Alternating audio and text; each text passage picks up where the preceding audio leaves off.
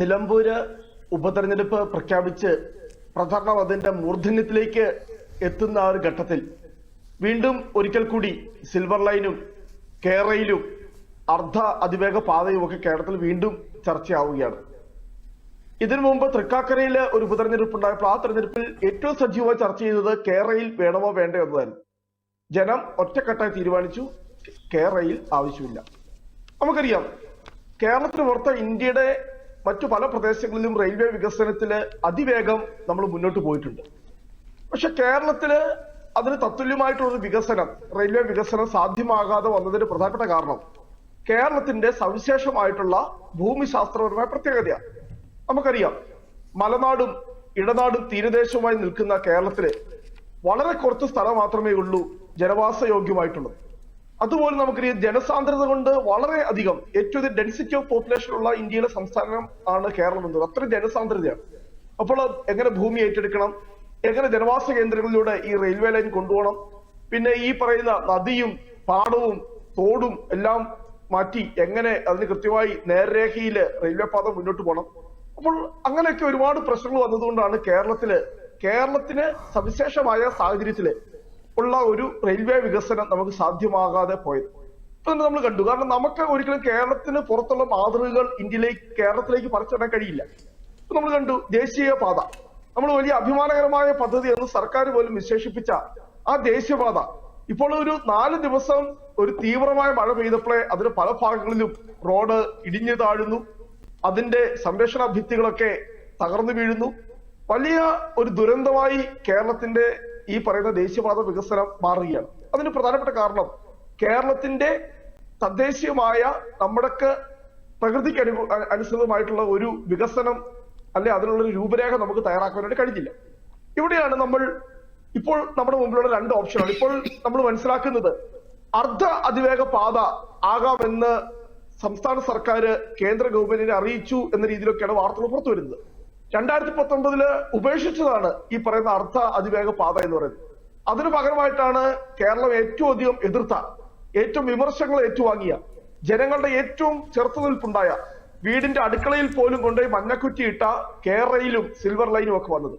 നമുക്കറിയാം കേരളത്തിന് ഏറ്റവും അനുരൂപമായിട്ടുള്ള ഒരു റെയിൽവേ പ്രോജക്റ്റ് ആയിരുന്നു 2011 അന്ന് DMRC ഡൽഹി മെട്രോ റെയിൽ കോർപ്പറേഷന്റെ എല്ലാമായിരുന്ന മെട്രോമാൻ എന്നറിയപ്പെടുന്ന E ശ്രീധരൻ തയ്യാറാക്കിയ 2011 അതിന്റെ പ്രീ ഫീസിബിലിറ്റി റിപ്പോർട്ട് സമർപ്പിച്ച അർദ്ധ അതിവേഗ പാത, അതിന്റെ ഭൂരിഭാഗം എന്ന് പറയുന്നത് ഭൂമിക്കടിയിലൂടെ തുരങ്കപാതകളായി ഭൂമിക്കടിയിലൂടെയും അതുപോലെ തന്നെ മേൽപ്പാലങ്ങളിലൂടെയാണ്. അല്ലാതെ ഈ സിൽവർ ലൈൻ കേരളയിൽ പോലെ കേരളത്തെ 2ആയി വെട്ടിമുറിക്കുന്ന, കാരണം ഒരു ഭാഗത്തു നിന്ന് മറ്റൊരു ഭാഗത്തേക്ക് ജലത്തിന്റെ നീരൊഴുക്ക് പോലും തടസ്സപ്പെടുത്തുന്ന രീതിയിൽ കേരളത്തെ 2ആയി വെട്ടിമുറിക്കപ്പെടുന്ന ഒരു പദ്ധതി ആയിരുന്നില്ല അത്. ഏറ്റവും ഉചിതമായ രീതിയിൽ ഏറ്റവും സാങ്കേതികമായ പഠനങ്ങൾ നടത്തി അന്ന് ഈ ശ്രീധരൻ അതിന് പഠിക്കാൻ വേണ്ടി അദ്ദേഹം കൺസൾട്ട് ചെയ്തത് ജപ്പാൻ കൊറിയൻ മോഡലുകൾ അവിടെയുള്ള കമ്പനികളുമായിട്ടൊക്കെ കൺസൾട്ട് ചെയ്ത് അതിന്റെ DPR തയ്യാറാക്കി. ആ DPR നമ്മൾ ഒരു ഫ്രഞ്ച് ചൈനീസ് കൺസോർഷ്യം അവരും അതിന് വളരെ വിശദമായിട്ടുള്ള പഠനം നടത്തി അതിനെല്ലാ അനുമതി നൽകി ഏറ്റവും കേരളത്തിന്റെ വികസനത്തിന് ഏറ്റവും അനുയോജ്യമായ രീതിയിൽ ഉണ്ടാക്കിയ ഒരു പ്രോജക്റ്റ് ആയിരുന്നു. അത് നമ്മൾ മുന്നോട്ട് പോകുമ്പോഴാണ് 2016 ഭരണമാറ്റം ഉണ്ടത്. പക്ഷെ എന്താണെന്നറിയില്ല, അത് ഉമ്മൻചാണ്ടി സർക്കാർ കൊണ്ടുവന്ന ഒരു പദ്ധതി ആയതുകൊണ്ടാണോ, UDF സർക്കാർ കൊണ്ടുവന്ന ഒരു പദ്ധതി ആയതുകൊണ്ടാണോ എന്നറിയില്ല. 2016 വന്ന കേരളത്തിലെ ഇടതുപക്ഷ സർക്കാർ അതിനോട് ഒരു താല്പര്യം കാണിച്ചില്ല എന്ന് മാത്രമല്ല 2019 ആ പദ്ധതി പൂർണ്ണമായും ഉപേക്ഷിച്ചുകൊണ്ടാണ് പിന്നീട് വിവാദങ്ങൾ ഒരുപാട് സൃഷ്ടിച്ച ഈ കേരളയിൽ പദ്ധതിയിലേക്ക് പോയത്. പക്ഷെ നമുക്കിപ്പോൾ വീണ്ടും എന്ത് ചെയ്യാം, 2019 നമ്മൾ വീണ്ടും പോവുകയാണ്. ഇപ്പോൾ നമുക്ക് പുറത്തു വരുന്ന വാർത്തകൾ നമുക്ക് വിശ്വസിക്കാമെങ്കിൽ, കാരണം അർദ്ധ അതിവേഗ പാത പഴയ E ശ്രീധരൻ സമർപ്പിച്ച DPR അതിന്റെ അടിസ്ഥാനത്തിൽ റെയിൽവേ വികസനം സാധ്യമാകാം, അല്ലെങ്കിൽ അതുമായി ബന്ധപ്പെട്ട് തുടർ നടപടികൾ സ്വീകരിക്കാം എന്നൊക്കെ പറയുമ്പോൾ എന്തിനു വേണ്ടിയായിരുന്നു അന്ന് കേരളത്തിലുള്ള പുരോഗമന ചിന്താഗതിയുള്ള, കേരളത്തിന്റെ ഭൂമിശാസ്ത്രപരമായ പ്രത്യേകതകൾ അറിയാവുന്ന എല്ലാവരും പറഞ്ഞതാണ് നമുക്ക് വേണ്ടിയത് ഈ കേരളയിൽ മാതൃകയിലുള്ള സിൽവർ ലൈൻ മാതൃകയിലുള്ള ഒരു വികസനമല്ല, മറിച്ച് E ശ്രീധരൻ, അന്ന് ആ E ശ്രീധരനൊക്കെ എത്രയോ വിമർശനമാണ് അദ്ദേഹത്തിന് നേരെ നടത്തിയത്. അദ്ദേഹത്തെ അപഹസിക്കുന്ന രീതിയിൽ ഇന്ത്യയുടെ അഭിമാനമായ മെട്രോമാൻ എന്ന ആ E ശ്രീധരനെയൊക്കെ അപമാനിക്കുന്ന രീതി, അയാൾക്ക് ഒരു വിവരവുമില്ല, ഒരു പ്രാഥമികമായിട്ടുള്ള ഒരു അറിവുമില്ല എന്നൊക്കെ പറഞ്ഞ് അദ്ദേഹത്തെ അടച്ചാക്ഷേപിക്കുന്ന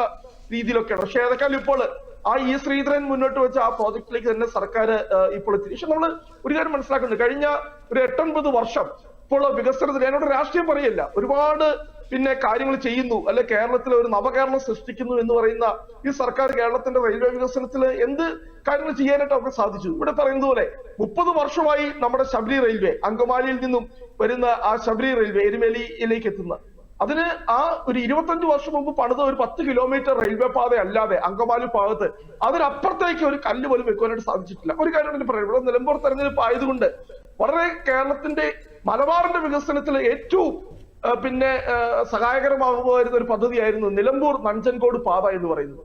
അതിന്റെ എല്ലാം കേന്ദ്രവുമായി നമ്മൾ ധാരണയിലെത്തി. 49% അതിന്റെ തുക കേരളം വഹിക്കും, 51% കേന്ദ്ര സർക്കാർ വഹിക്കും. നമ്മൾ കരാർ ഒപ്പിട്ടു. അല്ലാതെ ഇവിടെ ഈ പറയുന്ന മൻമോഹൻ സിംഗിന്റെ കാലത്ത് അല്ലെങ്കിൽ കോൺഗ്രസ് ഭരിക്കുന്ന കാലഘട്ടത്തിൽ ഒന്നും ചെയ്തില്ല എന്ന് പറയുമ്പോഴൊക്കെ ഓർക്കുക, അന്ന് അതിന്റെ എല്ലാ രീതിയിലും അതിന്റെ DPR ഉൾപ്പെടെ അംഗീകരിച്ച് മുന്നോട്ട് പോയി. പക്ഷെ എന്ത് ചെയ്തു, വീണ്ടും ഇടതുപക്ഷ സർക്കാർ വന്നു. ആ സർക്കാർ ഈ പദ്ധതി അട്ടിമറിച്ചു. പകരം പറഞ്ഞു തലശ്ശേരി മൈസൂർ പാത, അതിന്റെ ഒരു ചുവട് പോലും മുന്നോട്ട് പോകാനായിട്ട് കഴിഞ്ഞു. പക്ഷെ നമ്മൾ ഇതൊക്കെ ആത്മപരിശോധന ചെയ്യണം. ഈ 10 വർഷം പുറകോട്ട് കേരളത്തിന്റെ വികസനത്തെ, റെയിൽവേ വികസനത്തില് നടത്തിയതിന് ഉത്തരവാദിത്വം ഈ സർക്കാർ അത് സമ്മതിച്ചേ മതിയാകുകയുള്ളൂ.